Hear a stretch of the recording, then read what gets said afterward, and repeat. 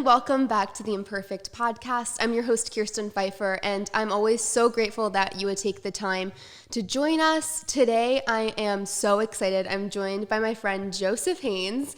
Joseph is so many things. I don't even know where to get started, but he's a gifted musician, actor, straight up preacher. Like, preparing for this, I was watching his videos of him preaching, and he's just so articulate, is such a natural leader, and I'm just super excited to have this conversation. There's a lot I want to unpack with you. So without further ado, welcome, Joseph. Thank you. I appreciate that. Oh, that list. Yeah. It's like, it's so funny when you're going through your life and you're just like, oh, I'm just living. Yeah. And then people are like, write a bio. Yeah. And you're like, oh God. Exactly. And you just like completely blank out. But yeah. no, thank you. Thank you very much for that. I appreciate it. Of course. I mean, it's kind of similar to like when you have an idea about something and like you understand it in your head, but then you're forced to write like an elevator pitch or a summary and you're like, wait, what is this thing that I'm at? Like, what is it really? Right.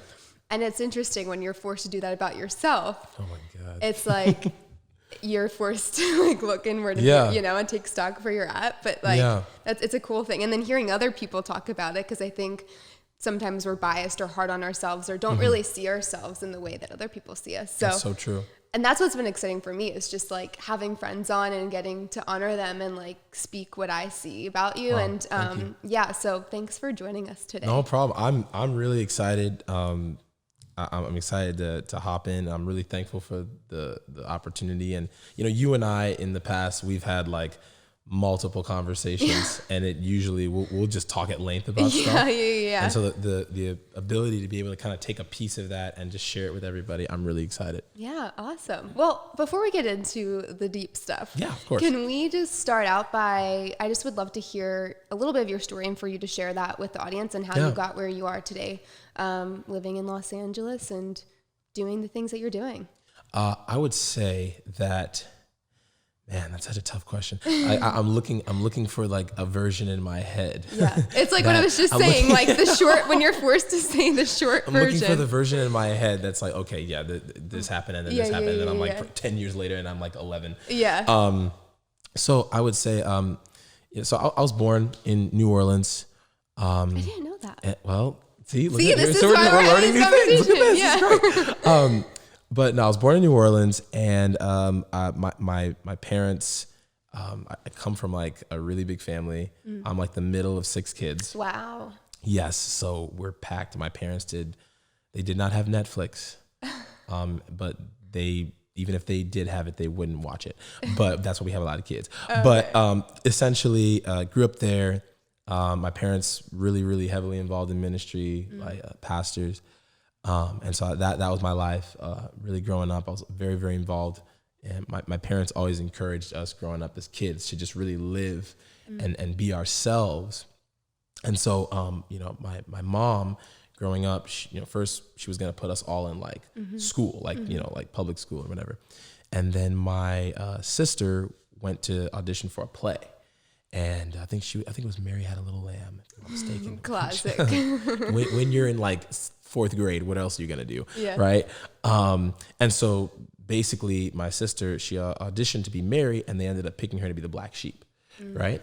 And so basically when my mom saw that, she was like, well, no, I don't want my kids to be identified by somebody else's standard of who they can be, what they can do, and how they should like act. Right. Yeah.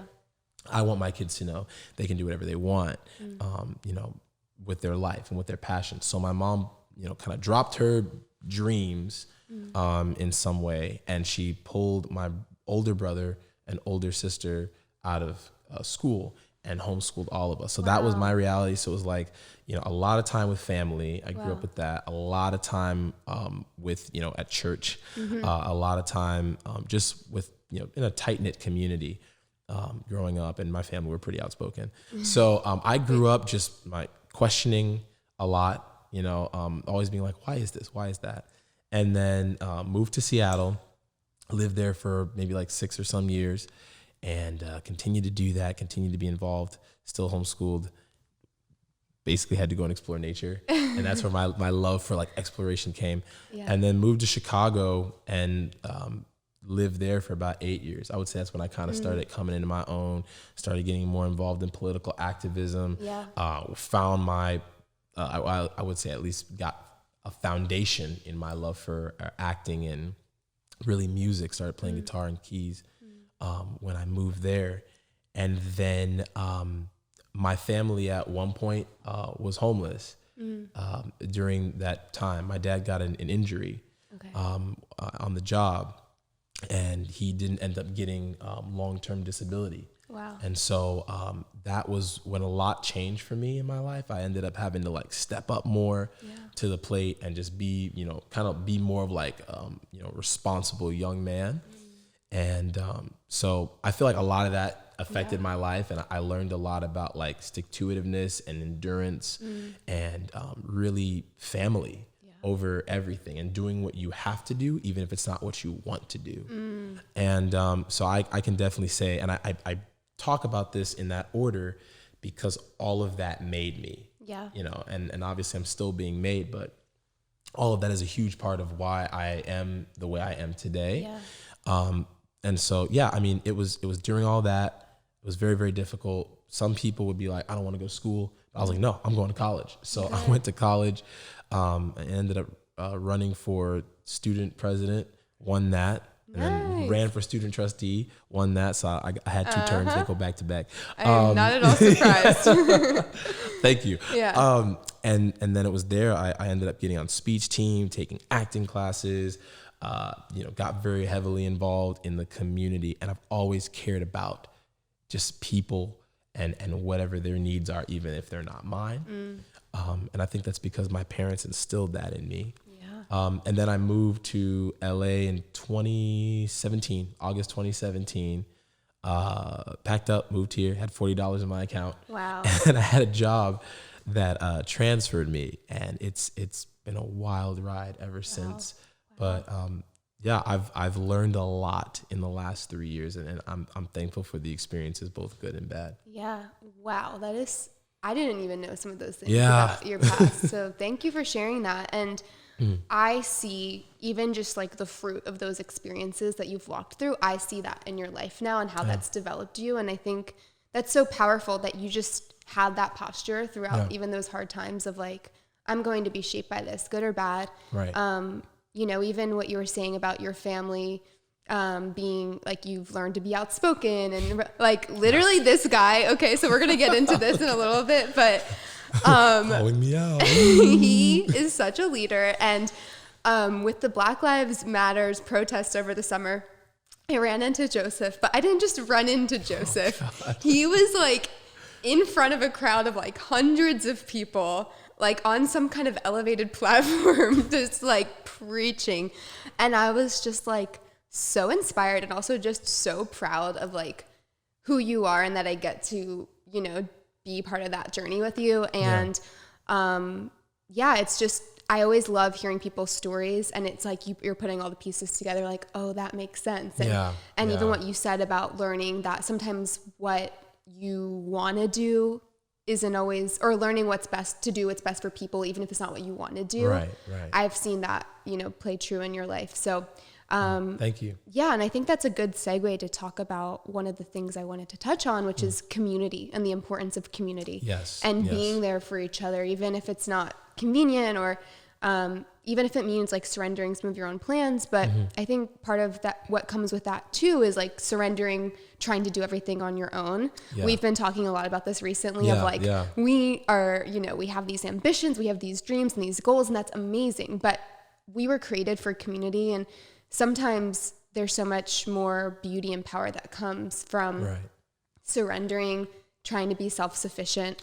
And in doing that, you allow people to come alongside you and to like call them higher and to step into, what they've been gifted to do. So can you explain a little bit how that's been playing out in your life and what that looks like for you in this season? Sure.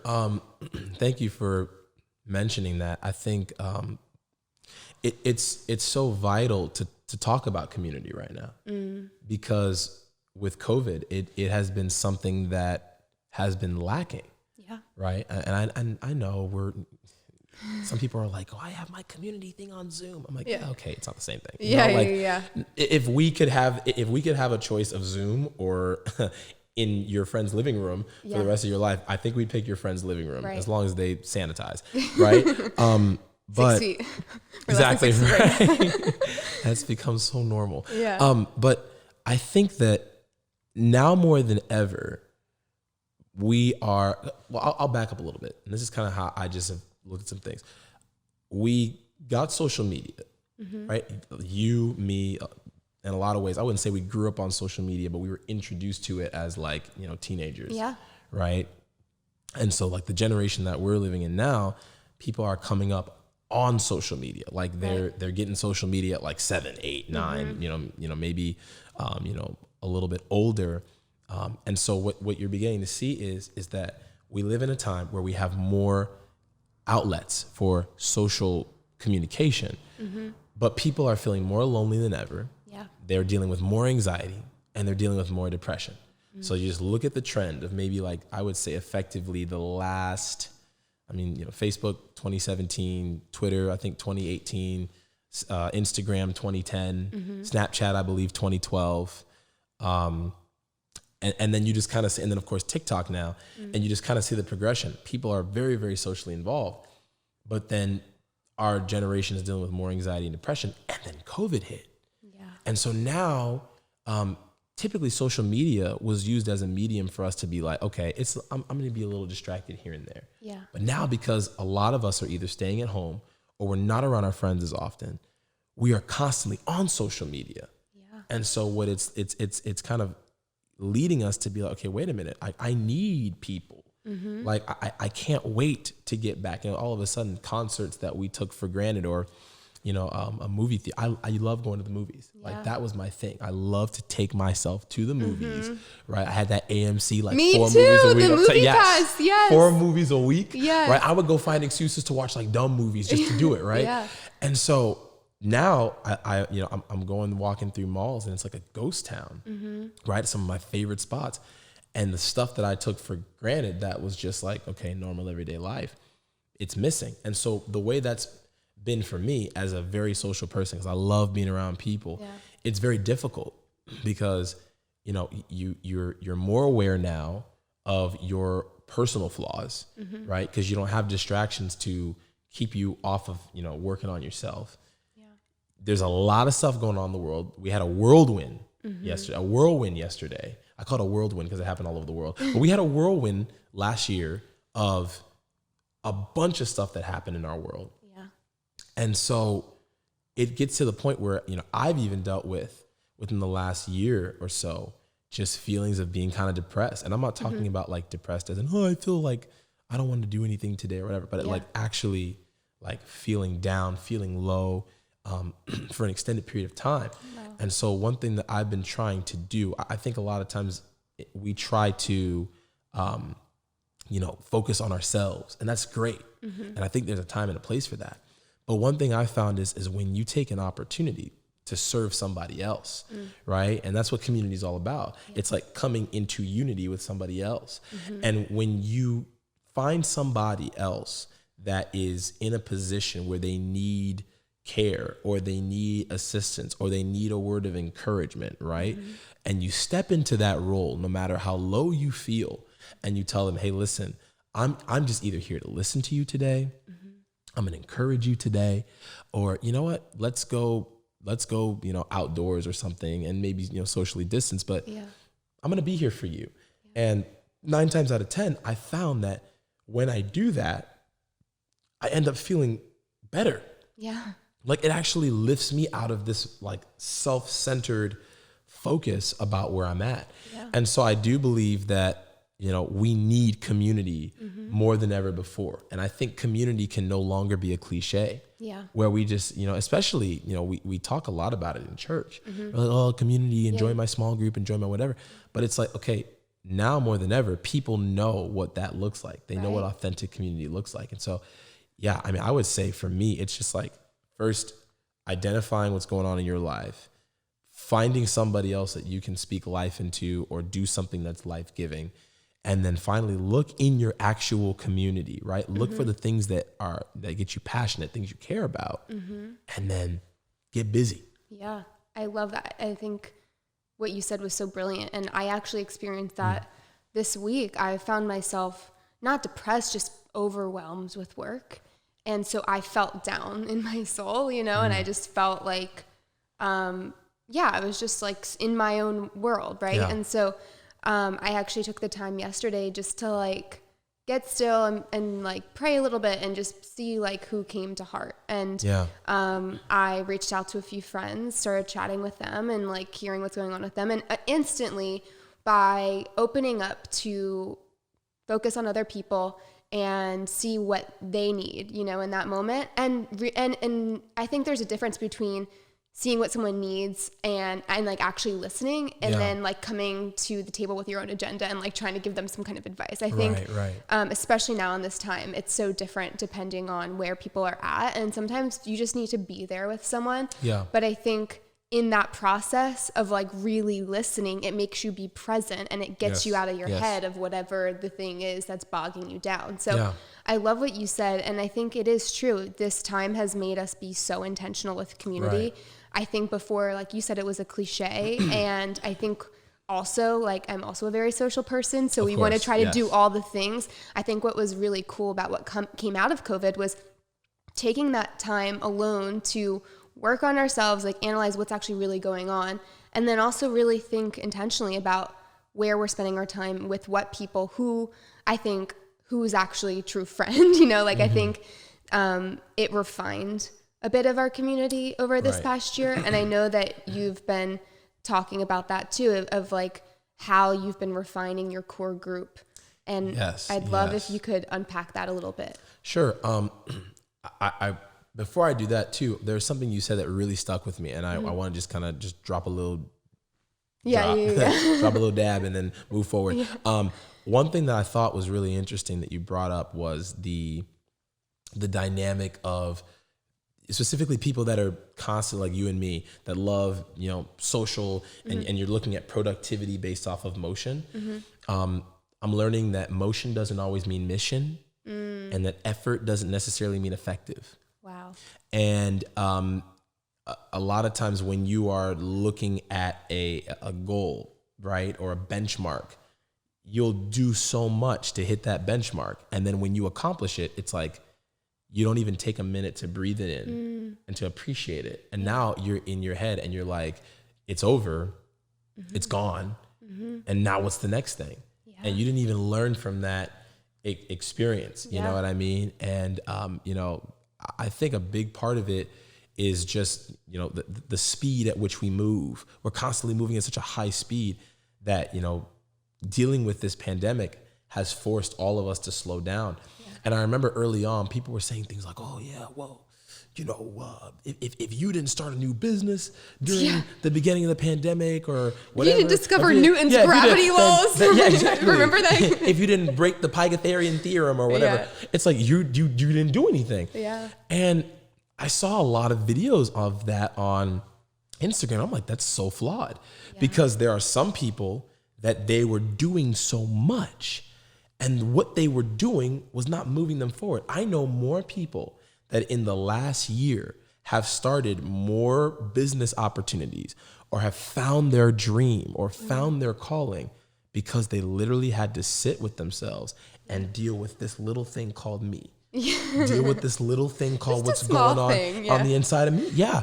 And it's crazy how when you actually stop and you say, hold on, for real, it's not you. Yeah. It's me. And you take a minute and you observe that. Then you begin to say, okay, cool, I need to unpack this. And so I want to just transition from that now to what you were saying, like what your question was.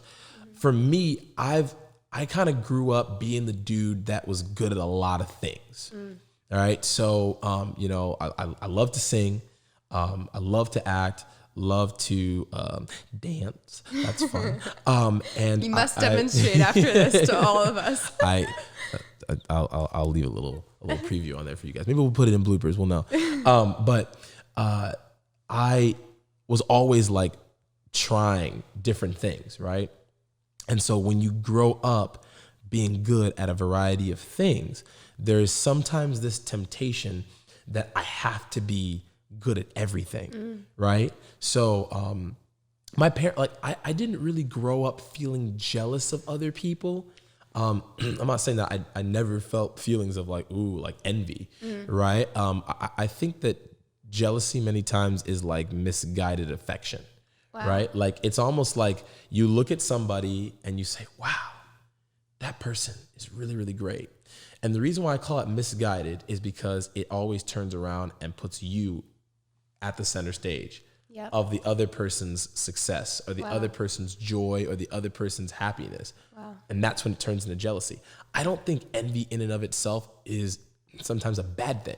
I think sometimes you can look at someone and be like, I have like a healthy envy. Like, I wish I could be like them, right? Or I wish I could do some of the things they're doing. And if you channel that in the right way, or if you use it in the right way, then that can actually, lead to you, having a mentor or learning more from a person. But I think when it becomes jealousy is when you look at a person, you don't know what they had to go through in their life. You don't know what they have to struggle with. You don't know their insecurities. And automatically you start comparing yourself to them and treating them in a way that's not positive based on that. Or your attitude or the way you see them is very negative. And so growing up, it was always like everybody plays their part.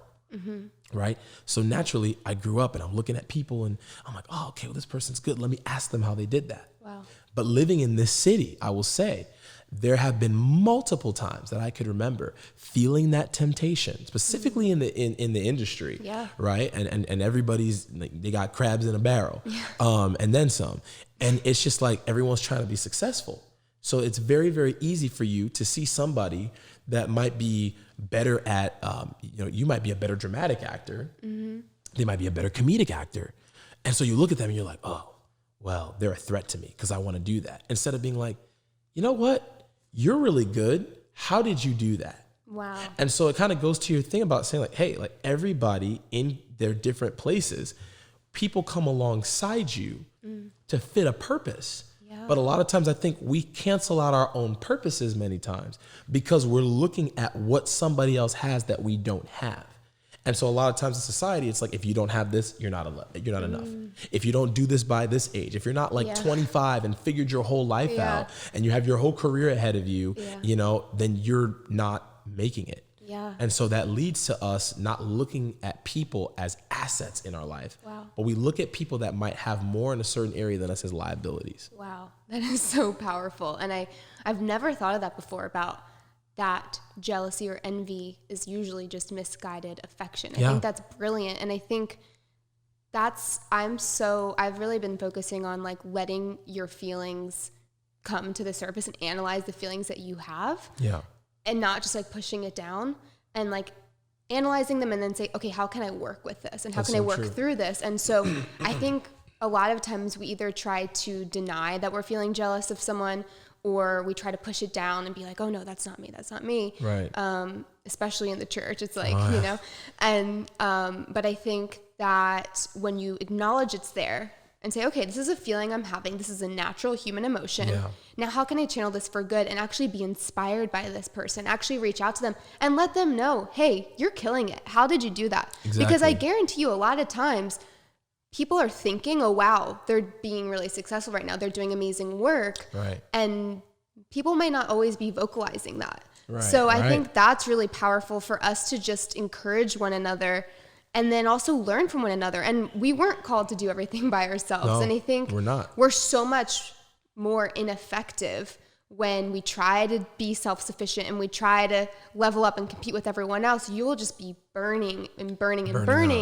And that's not sustainable. And I think there's something so beautiful that happens when you look at who has been placed in your community, because that's a gift. I think a lot of times we think like your gifts are internal, and we do have these gifts that, are skill sets that we've been given, but part of the gift is community and the people around you. And that, Joseph, you're a lot better of a singer than me. And when I say you're better of a singer, it means I cannot sing to hold my life, and you are like genius. So, I'm never going to be as good of a singer as you. And so like, instead of trying to compete with that, let me focus on what my strengths are, and then let's figure out how we can come together and unify and do something cool together. So I think that's all so brilliant. And I think that allowing ourselves to be present with one another, then we can start to engage in real conversations. I think that's a lot of what we've been talking about, and kind of what I want to transition to with Black Lives Matter, and really like what work still needs to happen. And I know one of those things is just be willing to have difficult conversations, but I feel like over the summer, it really came to the surface and people were so on fire and passionate about it. But it was almost like we sprinted so fast and so hard right away, and people got burnt out. And I personally am not hearing the same conversations that I did then. I'm not seeing the same awareness being spread on social media. And to be honest, like I'm not engaging as much as I was at that time. We've kind of lost this momentum, but I think there's still so much work to be done. And so I'd love to just, first, let's start out by like hearing your involvement with that movement. Cause like I said, and like I mentioned earlier, you were so at the front lines of that. And I just would love to hear how that came to be and like how you just like stepped into that so fearlessly. Gosh, it's like, I'm getting flashbacks while I'm like, while we're talking about this. It's interesting because I find that the stuff that you typically end up doing that end up being some of the biggest moments of your life are things you usually don't plan for. Right? You prepare for it and then you look back and you're like, wow, I was preparing for this my whole life and I didn't know it. Wow. But usually the stuff that you plan for are it's the stuff that you get frustrated because it's not working out the way you want it to. Right? And life has a way of telling you, we were here before you got here. Right? And so I would just say with this whole, with the Black Lives Matter protests that obviously have been going on, and I obviously want to pay respect to the people that have come before me, people in the civil rights movement, people before that period, people that were even doing these protests back when Trayvon Martin died, and have really it's been stressful and it's been frustrating, not seeing the necessary attention. I really want to give honor to those people because that's the work that you have done has been able to push the conversation forward for change.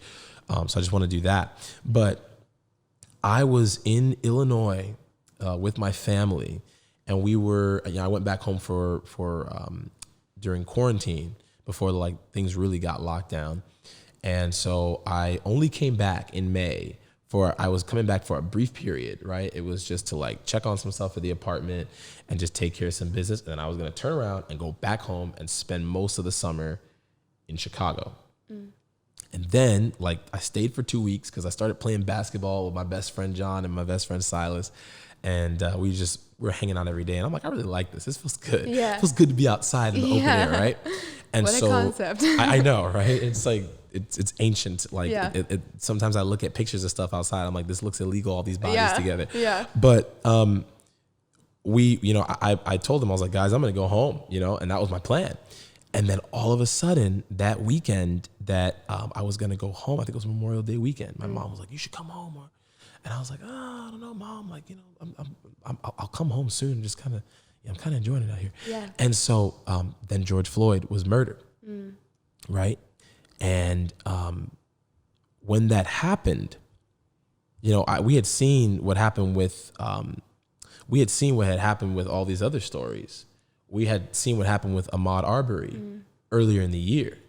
That was depressing for me. When George Floyd was killed, that made me so angry. And in the sense of like, this is not right, And so I knew I had to do something. So I saw this thing that says there was a protest that was going to be at Pan Pacific Park, and it was going to start, and they were going to do this long march. And I just said, I'm just going to go. I'd never been to a protest before, but I've studied political science. I know history, and this is a moment I can't miss. And it's also affecting me as a Black man, living in America. And so I said, okay, I got to go. I got to be part of this. And I just went. At first, I was filming stuff. And then pretty soon what I'm seeing is everybody's hyped up, everybody's mad, but there's no leadership, right? Like people just disperse. And so what you have is some people in the crowd, they're just like, oh, well, we should go this way. And then you might have someone that's a little bit more like, let's smash and destroy stuff. And then you have someone that's like, oh, no, we shouldn't. And so this person will take a chunk of that group and they might go do whatever they want. And so I'm like, these people need unity. Wow. They need leadership. And so it wasn't me on a campaign. I mean, there were like hundreds of thousands of people. But it wasn't me on a campaign to be like a leader of it. It's just like I saw a problem and I'm like, listen, guys, we need to stay together. Yeah. We need to stay in unity together. And there's like this video that someone got of that day, and the cops were so aggressive to us at the time, but we were going under this bridge in the Beverly Hills. And I remember everyone's trying to run and storm. Like, guys, don't run. Don't try to storm. Let's lock arms. Let's stay in unity. Let's stay together. Let's stay on mission. Let's stay on focus.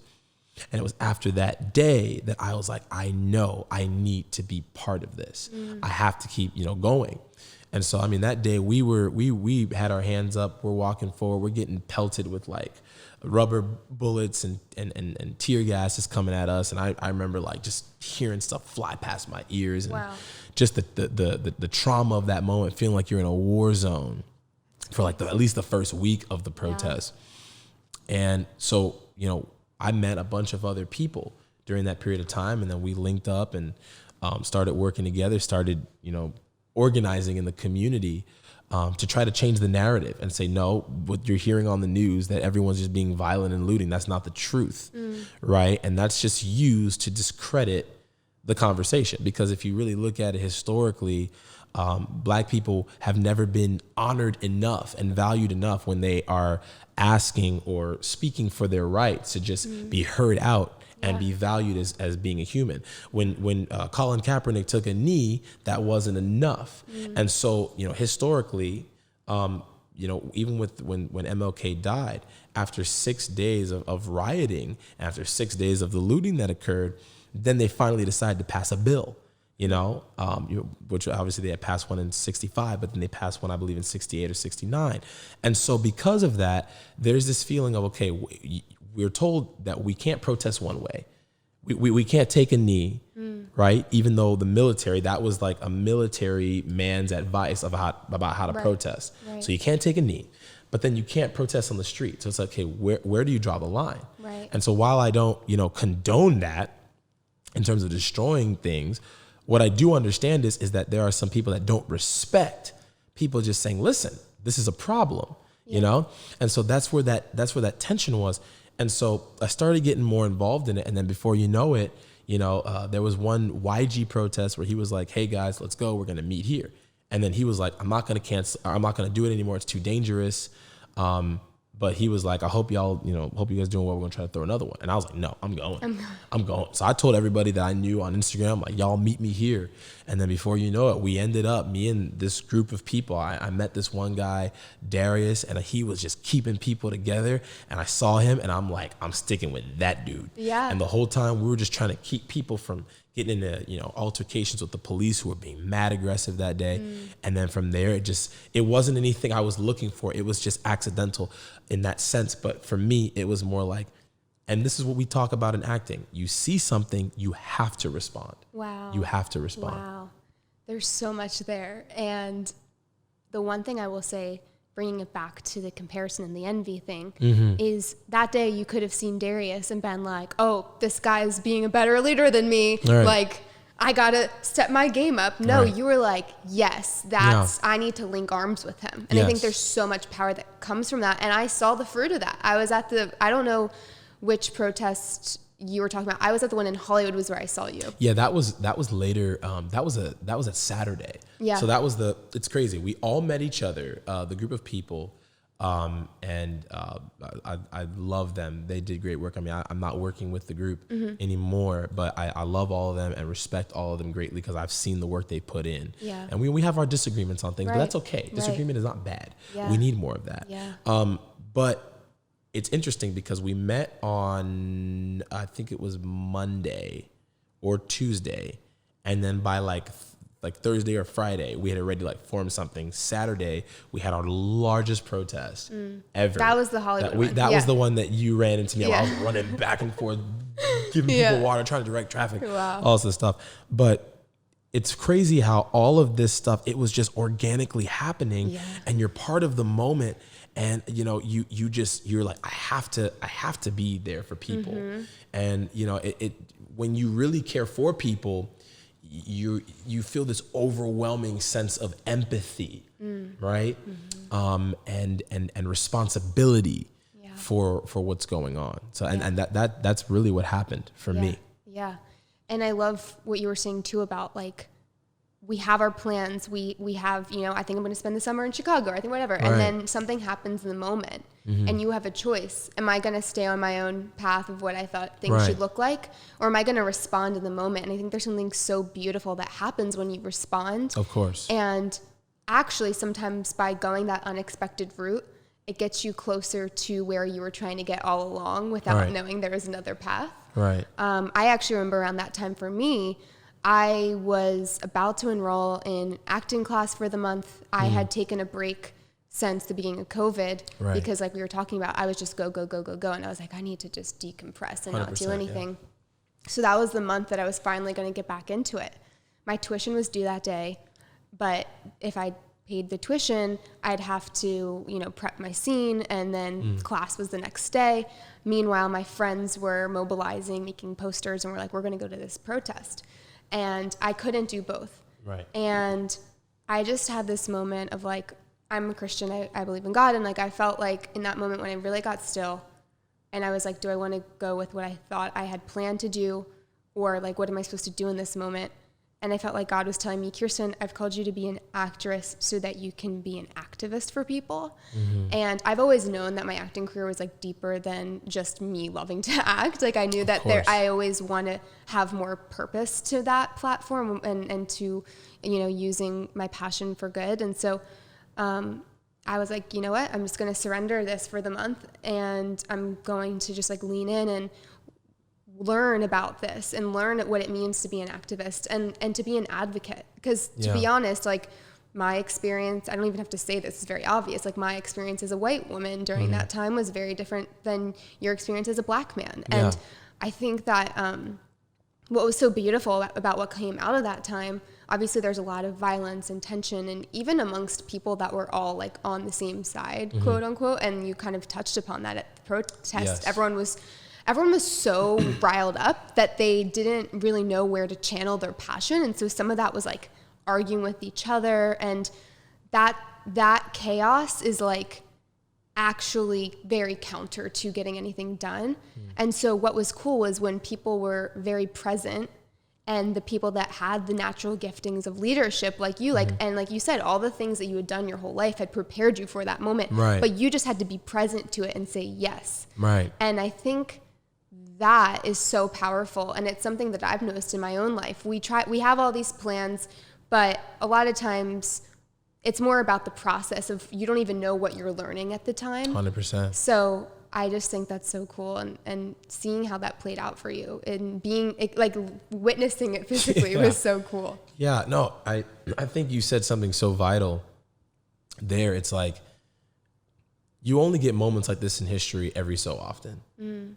And you can either choose to go by your day-to-day life and just continue to do things as usual, or you can say, you know what, there's something here, and I can't help but move. You know, it's interesting how there's that scripture in where, you know, in the Bible where it talks about Jesus. He was moved with compassion. A lot of times, like, oh, that's really cute, nice. He was so soft, and he loved people. But that word "moved," really, if you look at it in the Hebrew, it was like there was this violent. It was almost like a violent feeling of like, I have to, like an inner. If I don't, I can't live with myself. Wow. Right. And that's a certain level of empathy that I think we have to have more often. I will also say, and I know you touched on this a little bit, the response to it has kind of died down. And we do live in the age of hashtag activism, as I like to call it. We live in a time where people think that it's enough to just, post a hashtag, post a black square, right? Or post a link, which, don't get me wrong, all that plays its part. but we have to educate ourselves, which I think a lot of people are doing now. But then beyond educating yourself, there's a danger in just looking at it from one point of view. So we educate ourselves to have dialogue, not to suppress dialogue, right? So the more I'm educated about a particular topic, the more that I'm educated about something that's going on. Now, when I talk to someone who's had a different experience than me, I'm not just going to try to shut them down, but I'm going to discuss. And I think that if anything, this year, Black Lives Matter was almost attached to the election, which is why, and I mean, given the climate and just some things that have been going on, it makes sense. But this is not a new issue for our community.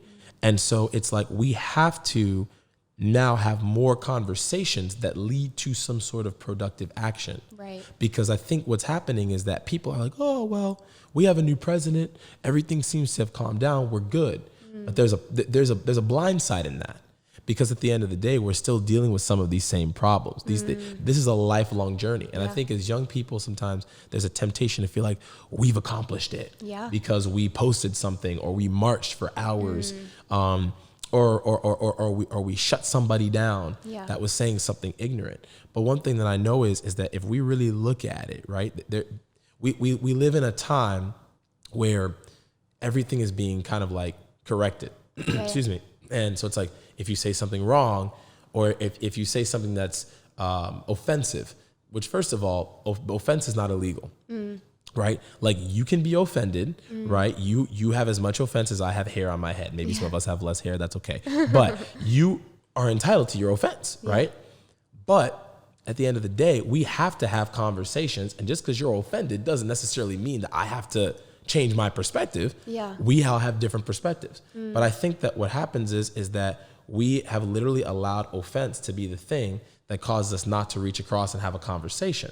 And so what you see is there's this division where you have tribalism, which is I'm on this side, you're on this side. And it goes back to community. Because now if I'm over here and if I'm not finding something in common with you and I've labeled you because you don't maybe have the same perspective or I haven't talked to you about your perspective, now all of a sudden there's no need for community. And I'm just sticking with my homies over here and you're sticking with your homies over here and we're not connecting. And so I think what you begin to see out of that is this. People begin to agree on the surface, right? Where they'll be like, oh, well, yeah, Black Lives Matter, right? Or, gay, transgender, whatever, these things matter.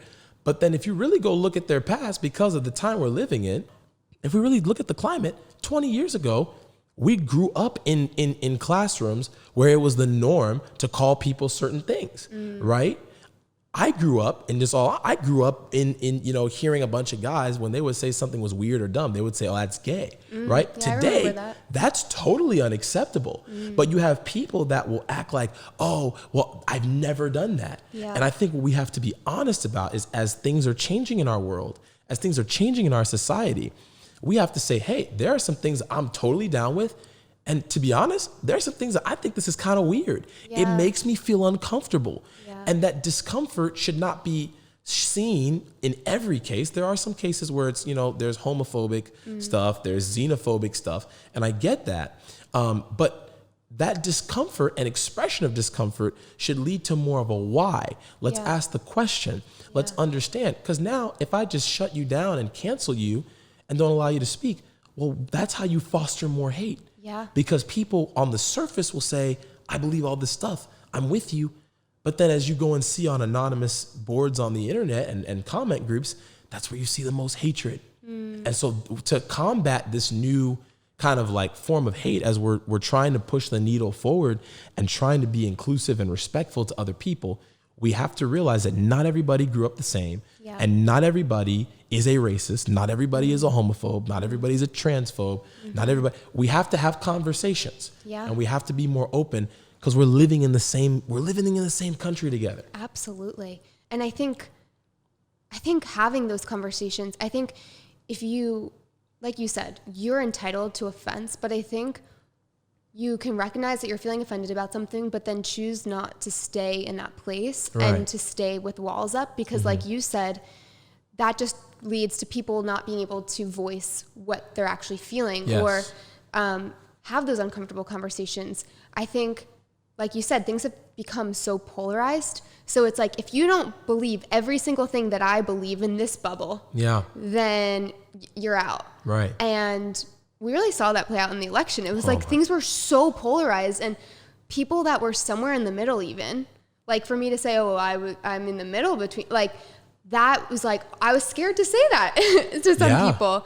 And that's a really dangerous place to be, because whether we're talking about politics or racism or these really deeply held biases that sometimes we're not even aware of, these things are nuanced. They are so nuanced. There's not just two groups. Right. There's so much intricate, like, things to examine there. And I think we have to be better about fostering an environment where people can say what they actually feel, and that you can sit there and be willing to be patient and ask the hard questions to make them go deeper. Because I think, like I said, sometimes we're not even aware that these biases exist. Right. Like, I actually think back to when I like was growing up, and like me and my cousins would like make jokes that I'm like horrified of, because that was like what was okay and acceptable at the time. Exactly. But then I have to sit there and think, like, why did we make these jokes? Why I have to have that heart check and be honest. But I think if we push that down, whether that's like internal of me being like, oh no, I'm a good person, I've never had those thoughts. Yes. Or pushing someone else down of like, you're terrible, you're this. The only thing that ever is going to come from denying something that's festering underneath the surface is shame. Absolutely. And then that leads us to do a ton of unhealthy things. Right. And it manifests differently for everyone. But I think when we can bring those things to the light, it like makes the darkness die in the light, absolutely. You know? So, absolutely. But I think, as you mentioned, the political climate, this culture, like this cancel culture, it makes it really, really difficult to have those conversations. Yeah. And I love that you said that. And I want to just touch on this tiny piece, because I think admission is always the first step, right? You have to accept that something is a reality so that you can heal from it and that you can take better steps forward. And I will say, for a long time, white people that I have talked to, I mean, there's people that, white people. I'm like, no, that's not true. Yeah. Everybody is not a monolith, right? Just like black people, we're not a monolith, right? But there are some things culturally and historically that have been done on multiple sides of issues, right? And so I think that for white people, there has been this extended discomfort with talking about race and racial issues. And so one thing that I'll tell people, they'll say, racism has nothing to do with me. That was so long ago. That was back in like 18 whatever. And I'm living here today, and that has nothing to do with me. So that's why I don't really do anything about it. I'm like, okay, great. So let me ask you a question. So you celebrate the 4th of July every year, right? You do, right? Yeah, I do. Oh, really? So you celebrate the 4th of July every year. When was the 4th of July? 1776. So you're celebrating something. You're taking part in something. You're benefiting right now from something that had absolutely nothing to do with you. But it was established, and there was a foundation that was laid for it that you're now reaping the benefit of. Okay, great. So if you want to take responsibility for the positives, now you have to take responsibility, maybe not necessarily for the fact that you enslaved somebody, but you have to take responsibility for the fact that there were people that came before you that participated in that, and it paved the positive way for you while paving, or I wouldn't even say paving, while leaving a destructive path for somebody else. And so it's like the flip side of responsibility, where it's like, okay, wait a second. Now what we have to do is we have to look at this honestly, because I'll be really honest. A lot of white parents that I know, they don't talk to their kids about history, and they don't really talk to their kids about the realities of what black people go through. They just say, don't be racist, like, or whatever. Or what they're doing is they're actually having conversations with racist overtones or undertones, or they're making statements that are very, very stereotypical of people of color. And so if you have a lot of the kids, like the kids I talk to, they grow up, they're not aware of this stuff. They're just like, oh, well, this is my buddy, he's my friend.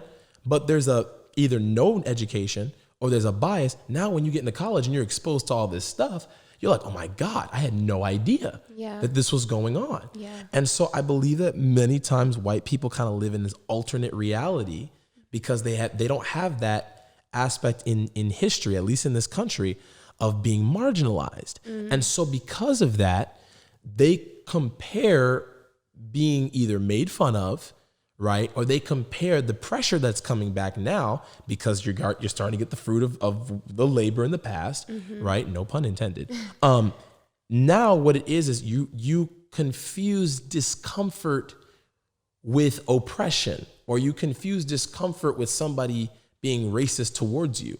And it's like, okay, well, as you look at it, as you look at the power structures, there are still inequalities that are in place that, people of color, they cannot exercise necessarily that over you because you're still in the majority. Yeah. And so one thing I always try to tell people is, you want to see this change, be part of the solution. Right. Stop making excuses about it. Stop, or saying, oh, well, this person, they had a criminal record. Okay, well, how many DUIs of friends do you know? They killed someone drunk while driving. Do you see that person even if they committed a crime in the past, do you see them as if they were your brother, your sister, a human being? And if you can see them like yourself or someone that you love, then empathy comes forth. Yeah. But a lot of times we're talking about, let's move forward in unity. Let's make a change. But before I can change, first I have to look within myself, see what's going on. I have to see you as a human being, take responsibility, and now step forward and act and foster conversations that are honest with my brothers and my sisters. Yeah. And so I think that, even on the flip side of it, if I look at people of color, I'm like, listen, for all my black brothers and sisters, I always say, listen, out there, we have got to, obviously, we've got to look at what's going on in our community. There's a lot of stuff that has been, done in our community. There's a lot of destruction that's been done to our community, a lot of negativity. We've grown out of that. We've created our own culture. We've created music. We're running the game today. Let's be real. And we're running the plays. And so now we have to do is say, okay, bet. That's great, but we have to look at the things that are going on in our community that are not positive. And as leaders say, okay, what do we want the future to look like? That's what people like MLK did. That's what people like Malcolm X did, right? People like Rosa Parks and Maya Angelou and just all these people that had a vision of the future. And so I always say, listen, there were some people I ran into during the protests where they were like, oh, like white people shouldn't be talking about stuff that's going on with black people. They don't need to speak on it. And I say, I understand where that's coming from, because a lot of times there has been a hogging of the conversation. However, we need as many people on the ground to fight this fight as we can. Yeah. So what we say is, listen, link up with a brother or a sister and listen to what they have to say. Educate yourself and get out there on the front lines. Right. And at the end of the day, just lastly, this is not about black supremacy. I always say that. This is not about we're better than, because we're not better than, because we're all made in the image of God. And that was a false narrative that was placed on us, that white people were better than us or better than other people. That's a false narrative. And so now what we don't want to do while trying to overcome a false narrative is install another false narrative because of the pride of the time, as I like to call it. Wow. And so I think there's just an importance where we have to look at it. We've been living in the same communities. We've been around each other. Now we have to really not just reframe the present and a couple of years from now, but really envision the future. Wow. Yeah, you said so much that I want to talk about. One of the things being that I think what you were saying about when people are like, oh, don't, this is our conversation. Like as black people, like, you're hogging the conversation, which definitely happens. I think that I saw a lot of people like scared to speak. Yeah. And that was not like anyone's problem, but like we have to be aware. Even that, like when I heard people saying that, I listened to that, and I there's something true about that. I think we come in and we want to be white saviors or whatever, and that is so harmful. We have to first listen. We have to first educate. And not, I think sometimes we have altruistic intentions and we want to be, whether it's about Black Lives Matter or anything, we have altruistic intentions and we want to come in and we want to come up with a solution. We live in an instant gratification world. We're like, this is hundreds of years of, this is the culmination of hundreds of years of an issue. Right. And now we want to solve it in like one instant on social media. Right. That's not going to happen. You have to realize that there's this like cultural mismatch of like, we are in this instant gratification time, but we're never going to solve this issue that has gone on for so long in an instant. That's facts. It takes a while. So instead of responding with my white perspective and what I always knew, we need to take a step back and think of, no, how do other people see the world? What has their experience been like? What has your experience been like, Joseph? Yeah. How can I love you in this moment? How can I support you in this moment? Instead of trying to add things to the narrative that actually might be harmful in the long run. But I think we still have to move forward. We cannot allow our fear of saying the wrong thing to keep us from saying anything. And I saw that a lot with white people, myself included. I found myself acting in fear sometimes of like, you know, like I want to say this perfectly. So instead of making any progress, because I didn't feel like I was perfect, I said nothing. And again, I think there's a lot of discernment that comes into play of like educating yourself before you speak. Right. And also, like you said, taking responsibility of, it can be easy to say, well, this isn't directly impacting me. I'm not actively racist, so I don't really have a place in this issue. But like you said, there's a responsibility. I've reaped the privileges of being white in this country. So I need to really examine the backside of that and how I can be part of the solution. And, you know, I think we get into this place of defensiveness of like, by me saying I'm responsible for the bad things that have happened to an extent, that makes me feel like a bad person. That's what shame is. Shame is I am bad. Guilt is I did something bad. And when you act in a place of shame, you're never going to accomplish anything. So, I mean, even just as a metaphor to help people think or a comparison, I'm really passionate about human trafficking. I didn't do anything to put those girls and boys into their enslaved, you know, realities. But I'm privileged. The only thing that is making me different from those people and their situations is I was born into a family that protected me and that cared for me and that never exploited me. Those children and those adults and those individuals that were born into families that exploited them and allowed them to be trafficked, the only thing different between them and I is that I was born into privilege and they were not. Exactly. And so there's no shame there. Like I did nothing to contribute to their existence. But because I have that privilege, I personally feel moved and responsible to do something to speak up for the people that don't have a voice. Now, so when we translate that to Black Lives Matter, I feel like having that posture makes it a lot easier to move forward because there's no like blaming one another. There's no there's no shame there. There's just, this is the reality that we're in. I didn't choose to be white, but I am, and I have that privilege. And I just think that having that perspective has really helped me. Yeah, that's, I think what you said is great because obviously you can't, nobody can help the skin they came in, right? But with some people that is that's beneficial, and for some people it's not. Yeah. And obviously we want that to change, but I do believe that this is, I think, how we can kind of, and this is a potential solution. There's definitely one of many. There's many solutions, but I think one way that can be helpful, I've seen that a lot of times when there's issues that are going on that affect people of color, but specifically Black people in general, what I see is that a lot of times when white people come to the rescue, they try to offer white solutions to Black problems, right? Yeah. That were caused in a lot of ways by white people. Wow. And so here's the problem with that. I'll give an analogy. If there's a business, right, that you build from the ground up, all right? And then you turn that business over to somebody else, who has more investment in that business? The person who built it or the person who inherited it? Like, what would you say? The person that built it. Yeah. See, now here's the thing, though. That perspective can go both ways. Why? Because I trick myself here. No. It's not, the question is an open-ended question in a sense. Yeah. Because the person, I can see from the person who invested in the company or who is now invested in the company, they have the responsibility of growing that company, because every business, doesn't matter how much money you make, you probably know this about business, doesn't matter how much money you make, if your company does not grow, you're not profitable, right? So at the end of the day, you could be looking at, oh, well, I'm the CEO of one of the biggest companies in the world. I'm running blah, blah, blah, right? But if you don't grow that company, that could be a problem. So here's the thing.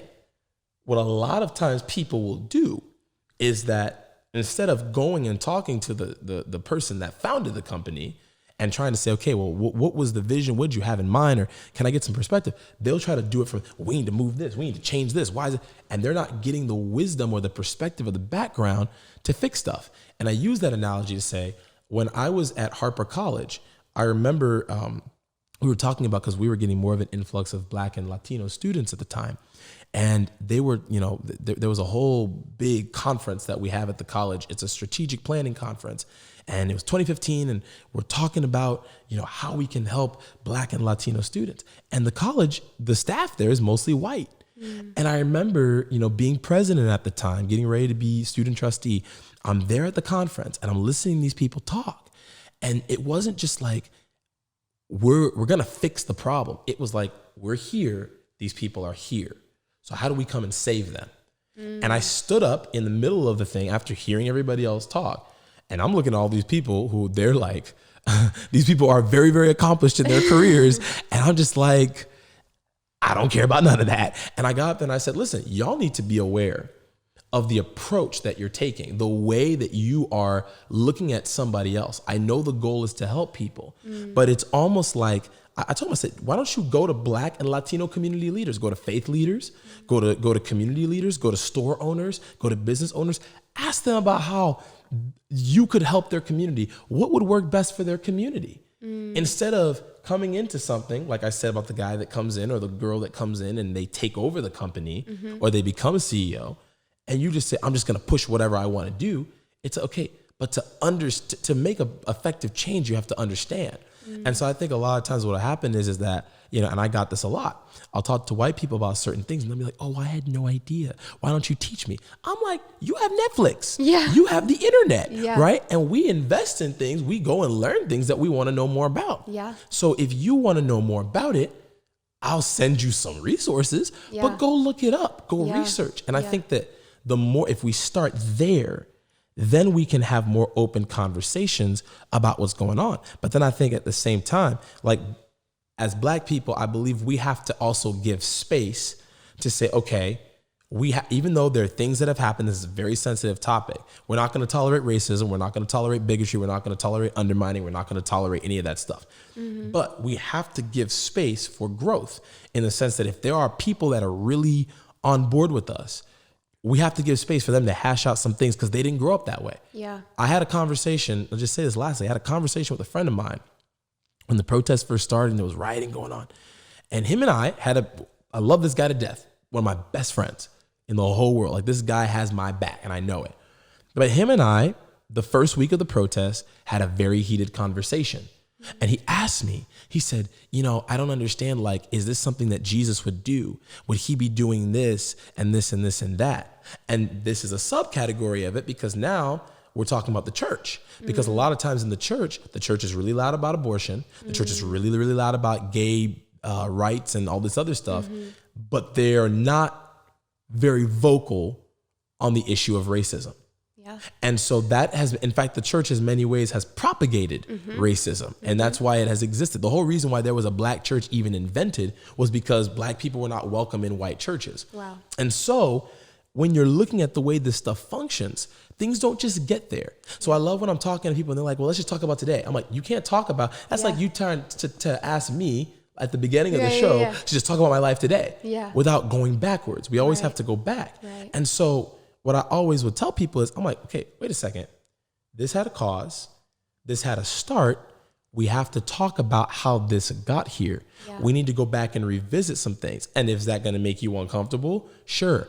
But it's okay. Yeah. There is no comfort in change. And there's no change in comfort. Absolutely. And so I think that, just moving forward and looking forward to a better future, it's like there's got to be some conversations that we have. We'll make space for those conversations. But as I was talking to my friend, I'm like, dude, you cannot look at the perspective of the whole church where it's like, oh, everybody's in Christ and we all love each other and everything's great. I just love you because I don't see color. Oh. People that say they're colorblind. Yeah, I'm like, well, even black is a color. Right. So you do see color. Yeah. And to say you're colorblind, it's not that you were supposed to ignore color. You were supposed to appreciate it. Yeah. And so now it's like, no, people of color, we have certain feelings about things that happen because of our life experience. Yeah. So once you understand that life experience, now that empathy can grow. Yeah. You know? And so I think that, you know, it is difficult on a lot of ends about even just issues that we're having, but we have to have the conversations. We have to. Yeah. That's so brilliant. I want to say two things. One, I think you noticing when you were at Harper College and you were at that talk, having that moment of like, this isn't right, I'm going to stand up. That's what we were talking about before, of like being so present that you can surrender your plans or what how you thought it was going to go, or any fear of who you might offend, and just say when something is not right. And I think when we're thinking about this long term, that's how we're going to really make those changes, is to be like, oh, you said something and like, I love you, but you know, where was that coming from? Do you realize that might be offensive to someone else? Right. And not in like a combative manner, but just being present and listening but being educated prior to that and at the same time, so that you know even what to listen, and you know kind of what the experience is of people that didn't grow up the way you did.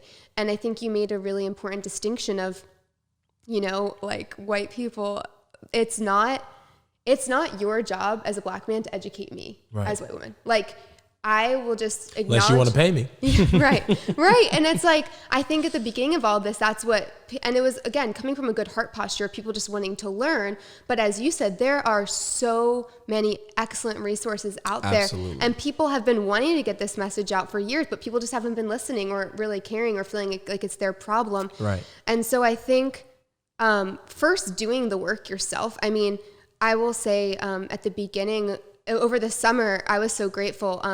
Shout out to Courtney LaBelle. If she's listening to this, she goes to church home. Yes. She started a group for like primarily white people, and she invited her black friends. It's like, if you want to listen and just sit in on this and chime in, you're welcome to, but we're not inviting you here to educate us. We're going to go through the book White Fragility first, and then move to other books. And we're going to have a conversation about this together and learn together, instead of putting the burden back on you, who's already had to walk through so much pain because of the problems that my ancestors have created. Like, that's not your job. So I just think anyone listening, realizing that and having that sensitivity of kind of like the exhaustion of what you've already walked through, and like what black people have already walked through, it's not your responsibility to educate me.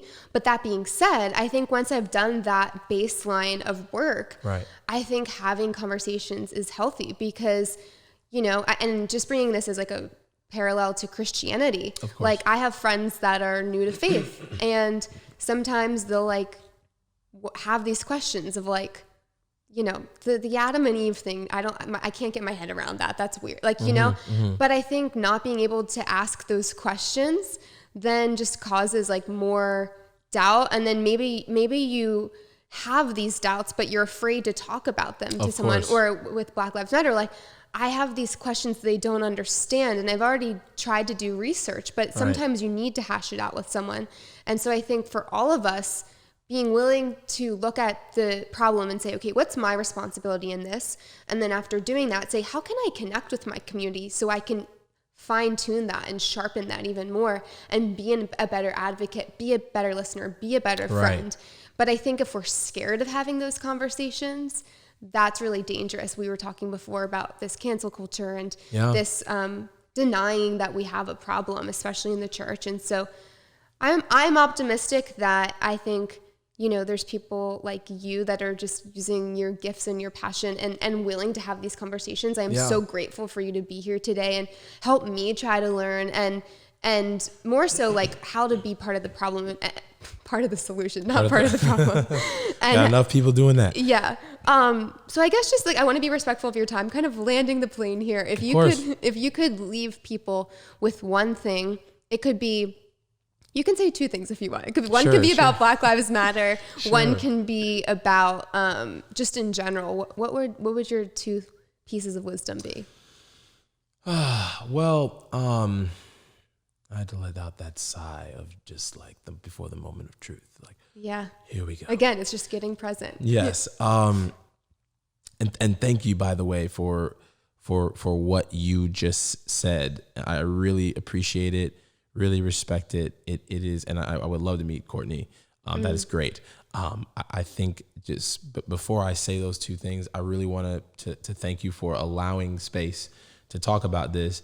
And I think we need to have more real conversations where we talk about these things and we admit our biases, because I believe that, in the time that we're living in and everything, if there's that tension and that constraint of, oh my God, someone's going to find out, right, that I said something wrong or it's going to be bad, that's not good. And I think that, if you kind of look at it from a kid, we're open loop creatures. The thing that is good about us as human beings is that we're changing. That's how you know you're alive, is that you're changing.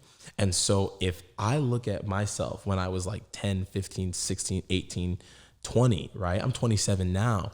I look back and I'm like, wow, there are some things that I thought back then that I don't even think anymore because I've had the opportunity to grow. Yeah. But if we do not give people the opportunity to grow, we're denying them what is normal to humanity, which is the very thing that each and every one of us should have the opportunity to do. Absolutely. So I just want to say thank you for sharing that. Yeah.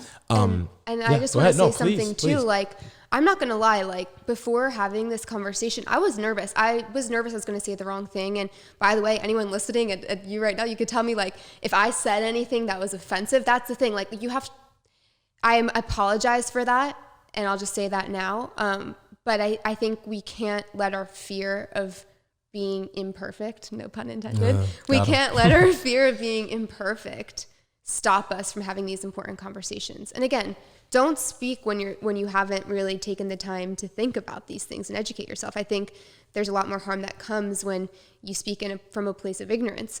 But I think we just have to be willing to be uncomfortable, maybe say the wrong thing, and then like apologize and learn from that. Because here's the thing: if I said something on this that was like, any way offensive or triggering to anyone, I hope that person tells me. I hope that you'll tell me, and then I'll learn, so I won't make that mistake again. But I think just staying silent is so dangerous. So continue with your no. It's kind of interesting because this is a great segue into something.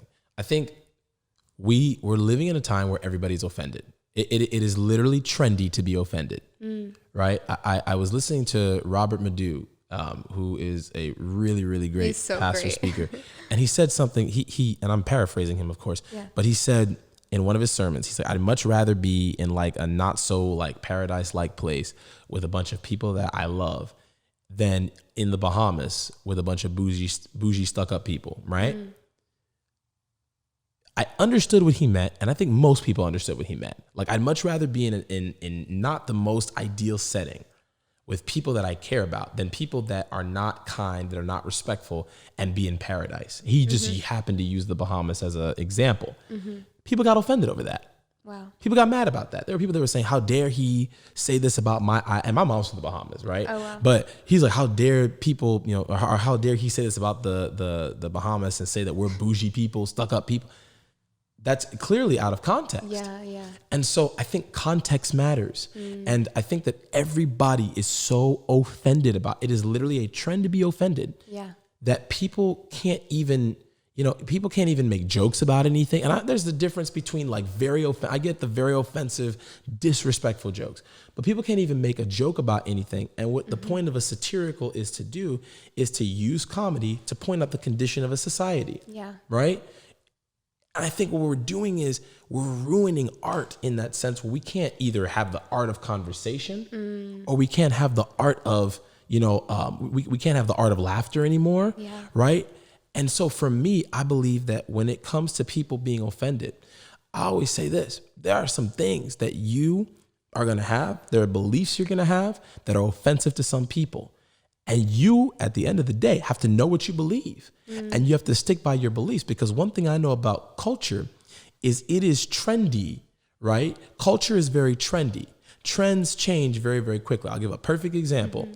I remember, growing up, if a girl had a big butt, it was like a disaster, right? It was almost like she was walking around with a nuke in her pants. You know what I mean? And everyone and it was specifically black women got very disrespected for that, and a lot of my Latina friends got disrespected for that.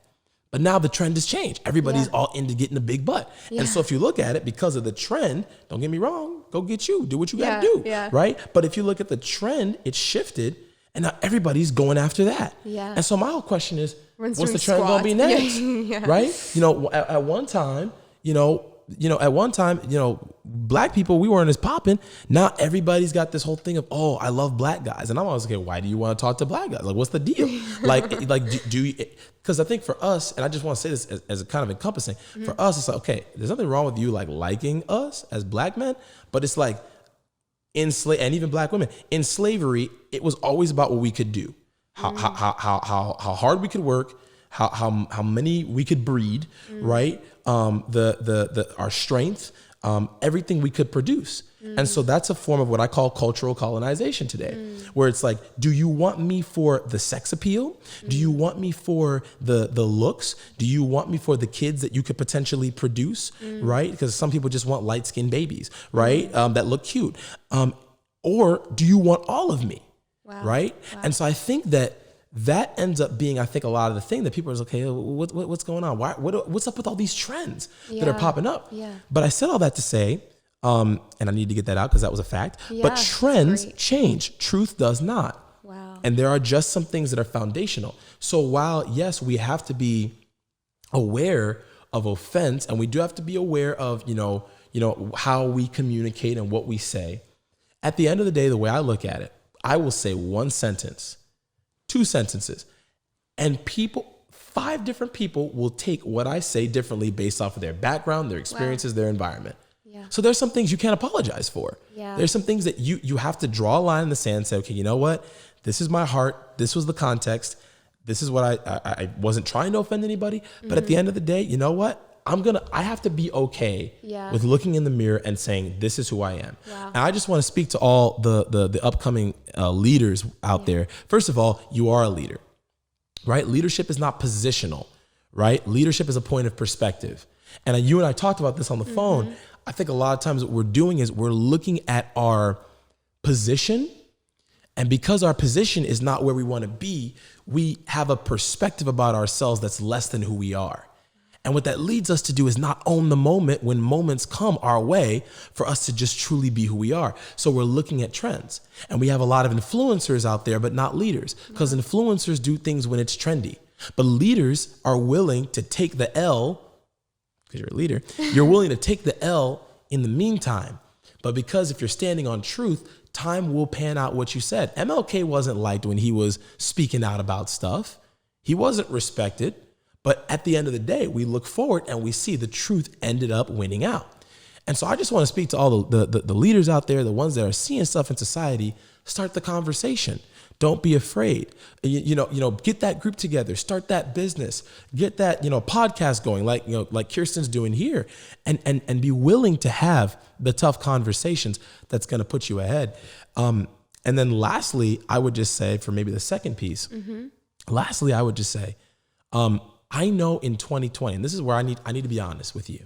I want to just take this moment to be just very, very honest with you. I know that some of us last decade and some of us or the year before last year, like we're talking 2019, 2018, 2017, some of us were on top of the world. We had it all figured out. Perfect relationship, perfect job, perfect career goals and plans that spanned up to 5 years. And we believed that's where we were going to go. We had a passion for that. And then 2020 came. And maybe you had a bad breakup like me back in 2019, or maybe you lost the job of your dreams, or maybe all these doors are closing in your face, or you lost friends, which I know we didn't get to that, but I did lose a lot of friends for standing up for some things I believed in. And so that can cause you, and I want to also speak to people of faith, that can cause you to lose hope and to lose faith in God. And it can cause you to start turning away because maybe you're experiencing depression, which I experienced last year extensively, and a lot of anxiety. And so you try to medicate that with other things.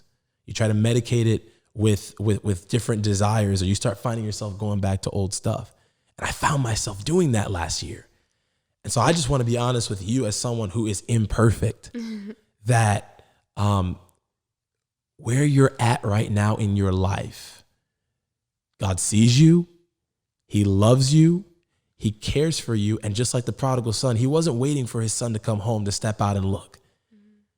He came running before his son even got there. And when his son tried to have the dialogue of, I'm not good enough, like you talked about, Kirsten, about shame, I'm not good enough to be your son. Let me be one of your servants. The father didn't even let him finish. He didn't even let him finish. He said, you come here, go prepare the fatted calf. So you know the father wasn't a vegan. I might get hate for that, but whatever. But he told him, he said, my son was lost, but he's found. He was dead, and now he's alive. And I think a lot of us felt lost last year. If you're honest, a lot of us felt dead inside.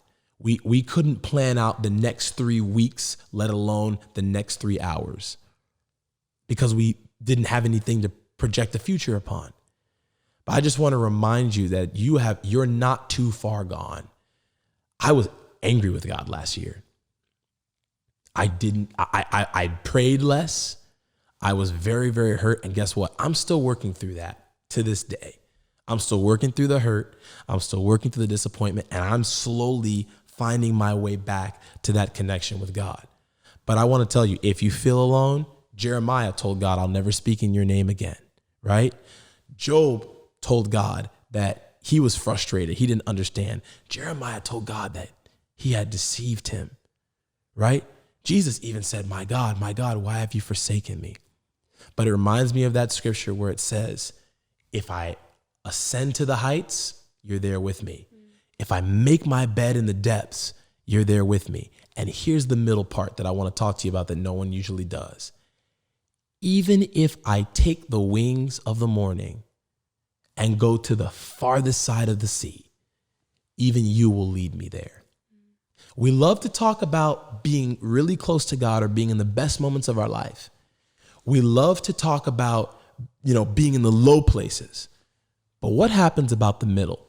We don't talk about the middle, but the middle is the place that even when as far as you drift, the heart of God and his love is always calling you. And sometimes he'll allow you to go into those places that even though you think you're doing your thing and you're getting as far as you want to go and you're doing whatever you want, he's allowing you to have those experiences so that not only can you remember him, but it's redemptive so that you can have a heart for the people that find themselves in the same place you were in.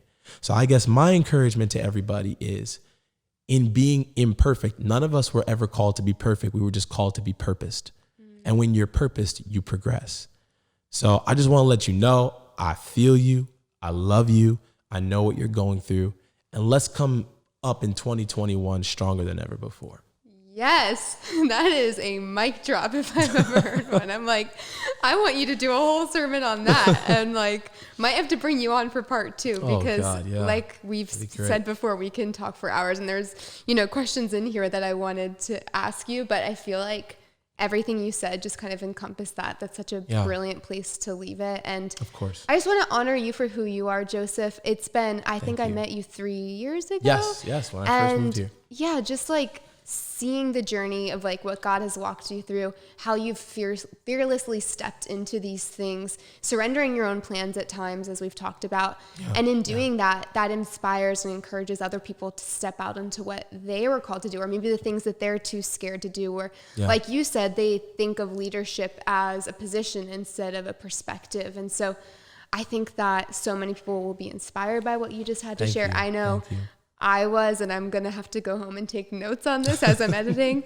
But yeah, I really appreciate you taking the time to be with us today, to share your heart and your wisdom. For anyone that's listening, how can they follow you on social media, get connected, all the things? Okay. So, Best way to do that, Instagram. So my Instagram is HAYNESJOE1.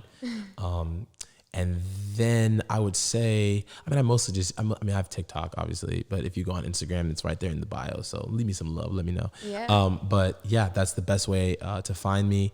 And if you have questions, want to talk, shoot me a DM or leave a comment. I would love to continue these conversations. And I just want to say thank you so much for not just allowing me to be here today and bringing me on, but I also want to say thank you for stepping out of your comfort zone. Right. And you talked about, at the beginning, being a perfectionist, but thank you for stepping outside of that and through your personal journey and you trying to develop in your life, you've now opened up a whole sphere for people to come and help inspire other people. So I want to honor you for that. Thank you. Oh, of course. Thank you for saying You're that. welcome. Yeah, You're welcome. yeah. And thank you everyone who has been here with us today. I know that there's so much amazing content out there. I can barely keep up with all the podcasts and things I want to watch. So the fact that you would take the time to spend your time with us and to lean into this conversation, like we talked about, these are gray areas. It's very nuanced. And so again, it's just a journey of being imperfect, learning together, growing together. Again, I always appreciate you being here and joining us. So we'll see you next week. Take care.